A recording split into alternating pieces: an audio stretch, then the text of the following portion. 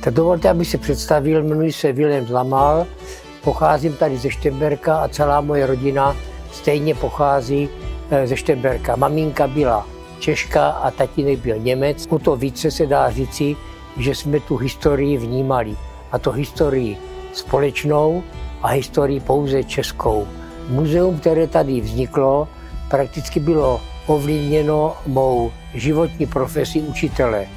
My jsme v té době taky často se vraceli k té historii, která město tady pomáhala utvářet, to znamená do toho roku 45, jenom ze vzpomínek, a od roku 45 jsme měli chuť se pokusit některé ty věci zachovat a přiblížit je potom té mladé generaci, když jsme byli kantoři, do školy.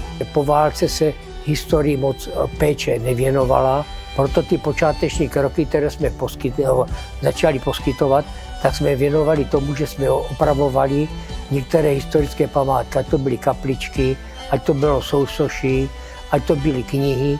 Zároveň jsme projevili potom zájem o obnovení kontaktů s německými rodáky, kteří Šternberk museli po druhé světové válce opustit, a navázali jsme s nimi přátelské vztahy, které vedly až k tomu, že jsme z partnerského města Günzburg dovezli velkou část jejich historické sbírky, kterou věnovali oni svému městu. Při vstupu do prostoru před kostelem, tak na jedné straně je historicky trojúhelníkové sousoší, které znázorňuje klečící ženu, a to bylo věnováno obětem první světové války.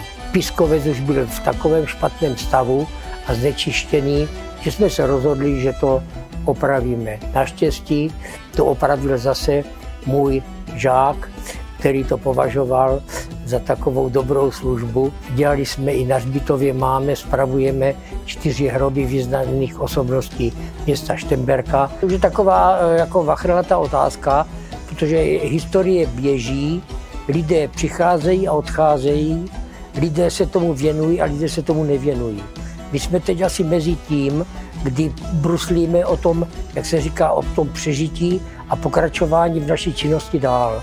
Je to způsobeno právě tím, že dnes už těch zájemců, jak z řad mladé generace, po případě z řad staré generace, už není tak aktivní, jak byl, takže se v každém případě pokoušíme objevit ještě takovou tu zrnku toho interesu, který by tu historii tady ve Šternberku udržel při životě, aby zůstala zachována i pro příští generaci. Že?